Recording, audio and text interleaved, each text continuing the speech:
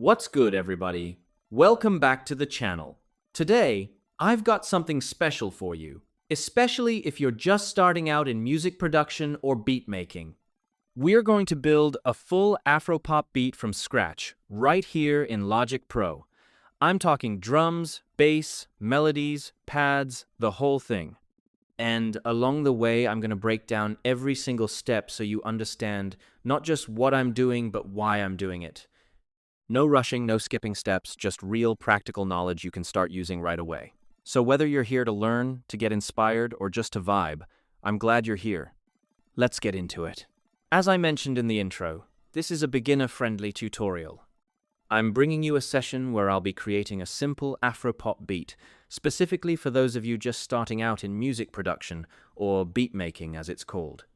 To kick things off, I'm going to show you how to create a basic drum pattern in Logic Pro. But here's the twist. I'll be building the drums in the step sequencer section. And that's actually a little bonus for you all. This is a section I haven't really covered in detail before on Logic Pro, so we're going a bit deeper together this time. Without further ado, let's dive right in.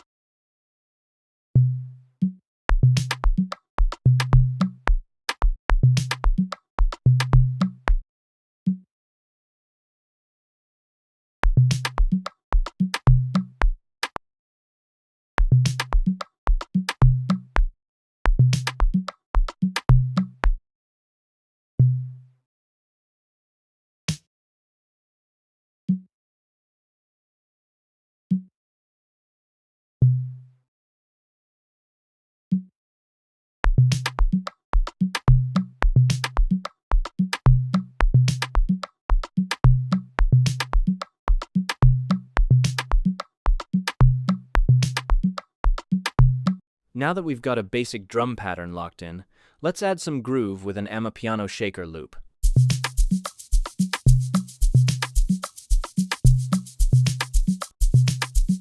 Let me quickly balance out the drums panning right now.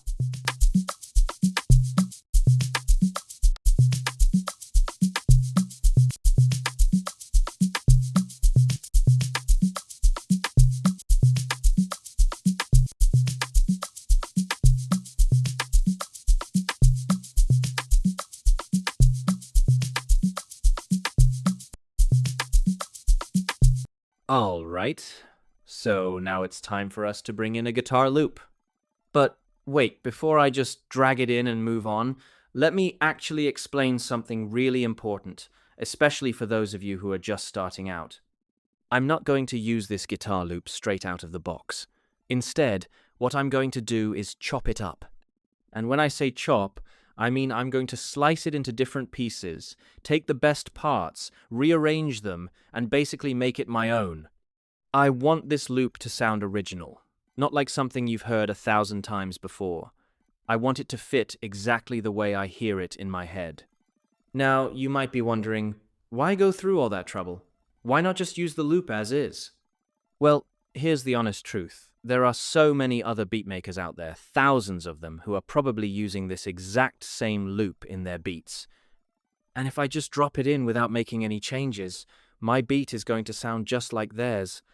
There's no originality in that, no fingerprint, no signature. And as a producer, the worst thing you can do is sound exactly like everybody else. The producer who originally made this loop already has their sound stamped on it. If I don't touch it, I'm basically borrowing their identity instead of building my own.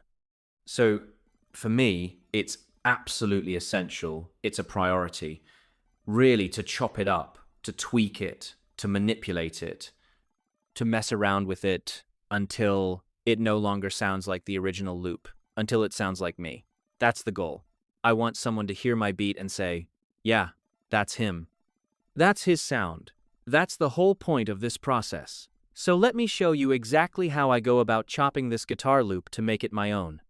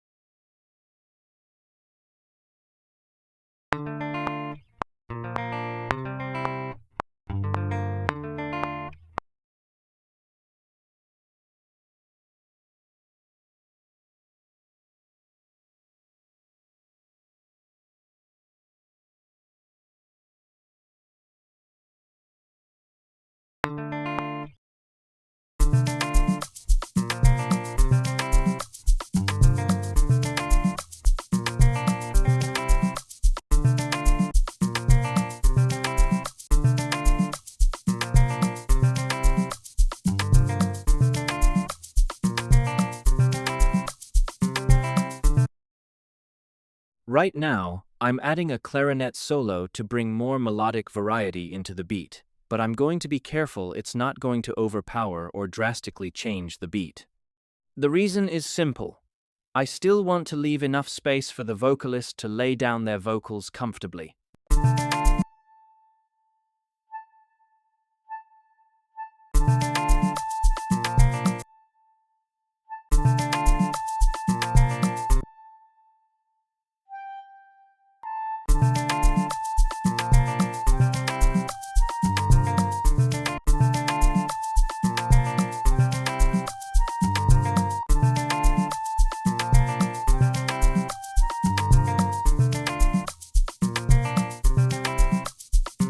Let me throw on a plugin called LFO Tool to create more movement in the beat. Basically, it acts like a sidechain. Every time the kick hits, it ducks the sound.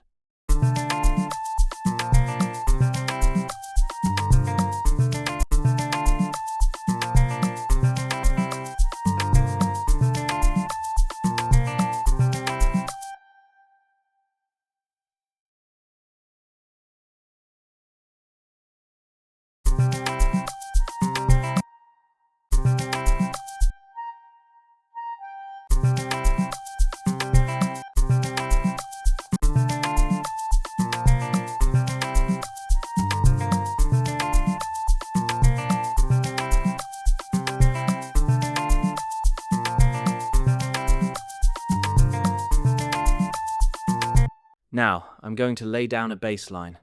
I'm keeping it intentionally simple, nothing too complex, nothing too flashy. But here's what matters.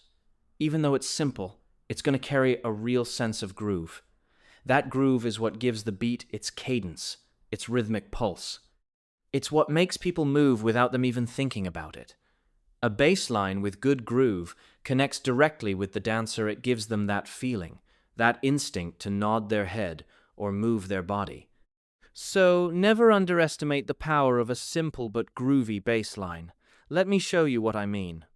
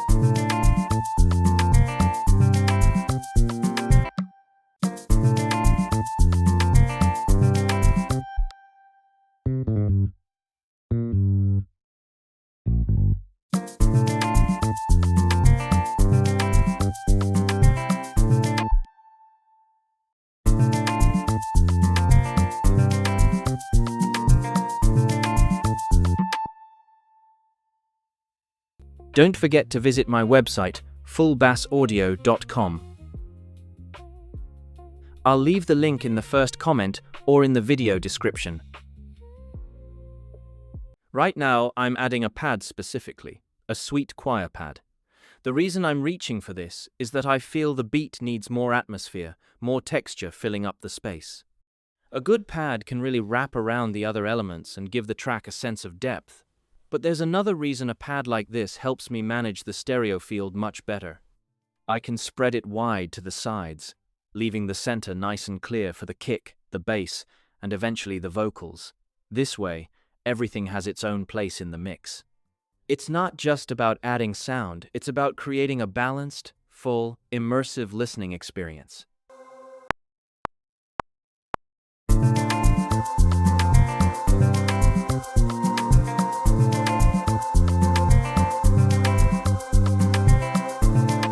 I feel like there's another pad I should add. That's why I'm choosing this pad sound right here to layer it with the first one.